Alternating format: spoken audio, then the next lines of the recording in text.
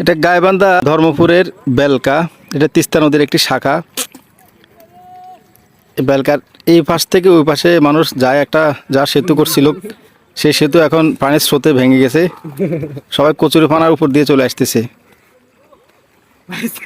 সেতু ভেঙে গেছে মগর মানুষের হাঁটা বন্ধ হয় নাই। অবশ্যই এখান দিয়ে হাঁটার একটা নৌকা আছে, এই পাশ থেকে ও পাশে নৌকা দিয়ে যায়। যারা একটু অ্যাডভেঞ্চার প্রিয় তারা এখান দিয়ে আসে, সাহসী যারা। এলাকার মানুষ খুব সাহসী, চলে এসেছে। পানির স্রোত দেখেন কি অবস্থা, সব কিছু টেনে নিয়ে যাবে। ওই যে নৌকা কিন্তু আছে একটা, এক পাশ থেকে বেশ পারাপার করে। গ্রামীণ দৃশ্য অনেক সুন্দর। ওরে উনি তো মাছ ধরতেছে। অনেক সুন্দর একটি দৃশ্য আপনাদেরকে আমি দেখালাম। কেমন হচ্ছে আমাকে কমেন্টস করে জানান।